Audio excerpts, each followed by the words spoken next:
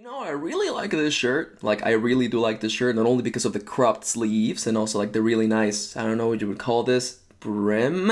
I'm a writer, by the way. I write books for a living, and I don't only like the cool colors and everything else, but it has this pocket, and I don't know what to put in it. So I'm like, you know what? I'll just stick this pink yarn Yoshi that Kitty gave me for Christmas. Anyhow, hello there, friend. Welcome back to Max's Writer's Life vlog. In today's episode, we're going to be talking about what I was up to this last week, and I'm going to be offering you a little bit of an interesting writing advice to be setting you off on your way. So, what was I up to this last week? Remember last week when I was talking about me getting some writing done? That didn't happen because I released the book last week, and the post-release after the release is the after-release party. Anyways, wow, that reference just. The post-release really got me. I had to do a quick hot fix because there was a coding issue in the Mobi version of the book. Release days are just so silly. Stay there, Yoshi. Aside from that, I also had a personal thing that I had to like prepare for and leave. I was out of town for like a day and a half. Not very exciting. I did manage to get tons of brainstorming. I would show you, like I would reach for my notebook and show you my brainstorming, but it would be spoilers, and I don't want to do that. So just take my word for it, whatever my word is worth. Anyhow, silliness out of the way. What else have I been up to? I've been finishing a lot of things. If you follow me on Twitter/Tumblr, you may have seen that Kitty decided to finally. I say that as though it was on her. I finally decided to take Kitty on her offer. She kept offering me to lend me her entire Lemony Snicket's, the series of unfortunate events. And it's 13 books, by the way. And they get longer and longer the farther you go down the timeline. They're right there. I would reach for them, but there are literally like this many books. They wouldn't fit on the screen. And I finally took her on the offer, and I brought them back with me on the way back from the trip. And I'm excited. I'm legitimately excited. Mostly because I've never read those books, and mostly because I know a lot about Lemony Snicket. I know that he's a really sassy, funny guy, so I'm excited to, see how those books develop. I've heard nothing but good things about it. When I posted the image, I got a bunch of messages and reblogs being all like, "Oh my god, I love those books!" So I assume that was the correct reaction, so that is encouraging me to read through those books. Aside from that, I've been working on other things. This is mildly becoming Max talks about upcoming episodes of the Finish It Challenge. I will touch on that at the end of the writing exercise. That seems a lot better. But yeah, my life recently has been getting back from trips, getting back from finishing things, and I'm excited to getting some writing done relatively soon. I have allocated the time. Nothing can stop me now unless something ridiculous happened, like Kaiju finally emerged from within the Pacific Rim. Did you know I like that movie? I really pretty much like that movie. I'm actually planning on reading the novelization of that, as a matter of fact. But anyhow, silliness out of the way. Is Joshi, look at the camera when they're look at me when I'm talking to you. My son. Anyways, the way that is pretty much it. I wish I had more to report on, but this last week has been a lot of just me running all over the place, getting things fixed and going. And also like being in transit, trying to write while being in transit, trying to write while sitting like in rooms that involve waiting but are not waiting rooms. That sounds really cryptic. Anyhow, and just doodling in my notebook.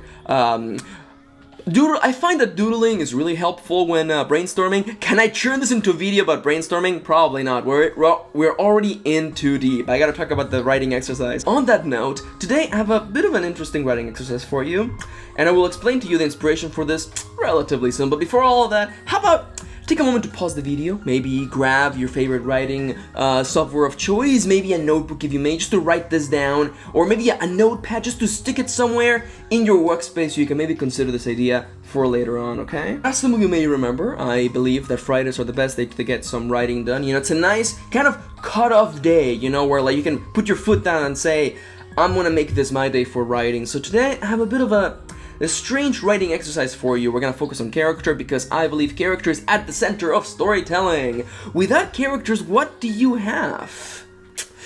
Something probably not very exciting. So let's dive right in. I would like to title this exercise The Crossroads. Consider one of the characters in your story. Maybe it's the main character, maybe it's the antagonist, maybe it's one of the secondary characters. It don't matter. Think of one of them and consider the moment in which their life went to all hell. The point in which all of the bad things in their life basically began happening. Consider that event. Consider the thing that happened. Was it a choice they made? Or was it a moment in the changing times? You know, something happened in the world theater and that affected them, sent ripples of causation and causality and many other words that start with the letter C down into their particular little nook and cranny of their lives. Consider this moment in which their life changed, and write a scene in which your character is sleeping and they have a dream in which they witness the alternate timeline, witness a different reality in which that moment, that thing that changed their lives for the worst, never happened. And then go on from there. Consider the events. Maybe you're gonna write a vignette where they keep jumping back and forth through all the events that were changed because of the one event that didn't happen or happened differently. Maybe a vignette, or maybe they just find themselves at the same place and time that they are right now, except that none of those things happened before. How is this world different? How is this split timeline, this alternate reality, different from the one they're living in now? And, above all, does your character, would they rather live in that reality or the one they're in right now? If they had walked that different path, if things hadn't gone like they did, would they be happier? We often forget that it is often the things that hurt us, the things that make us feel sorrow and despair, that change us for the better. And sometimes we forget that all of those things that happen, all those bad things, could end up leading us into the best case scenario. And there you go. Take a moment just to experience this strange story. Allow one of your characters to dream of a reality that is different from their own, one in which something didn't happen. Were things different? And were they any happier in this alternate timeline? These are hard questions that may not often pop up in your story, but I think it's interesting to consider them every once in a while. With that being said, I hope you take some time out of your day to enjoy this interesting, fun writing exercise. You don't have to be much. It could be a page, 300 words, or 3 pages, 1,000 words, 3,000 words. Just dedicate a little bit of time to giving your character a chance to see things from a different point of view. As for the inspiration for this prompt, I recently finished playing a game called 999, of which I will probably make a video relatively soon. I don't know when, but I will eventually. That game is really good. I recommend it. It was really fun, interesting. Probably the best narrative game on the Nintendo DS, because it finds a way to make the dual screen important to the plot, and I'm going to leave it right about there. For the time being though, I want to thank you for watching. I want to hear how your weeks have been going. What have you been up to? Have you been writing? Did you write to that exercise? What are your thoughts? Do you have questions or ideas for future episodes? Please let me know in the comments down below. For the time being though, I want to thank you for watching. Thank you for spending a little bit of a day with me, and I'll see you on the next one.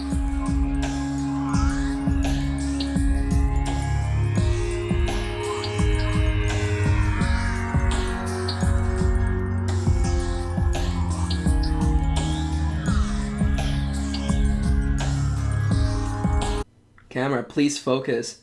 How hard is it to focus on yarn? Camera, please, for the love of all things holy and sacred. Will you ever pick up the Yoshi? Will you ever pick up the Joshi? How hard is it to just pick up the Joshi? Am I gonna keep all of this in? Am I gonna keep all of this in? Oh my god, camera, listen to me. There you go. Yeah, there you go. That's a pink yarn Yoshi right there. Am I gonna keep that? Probably not.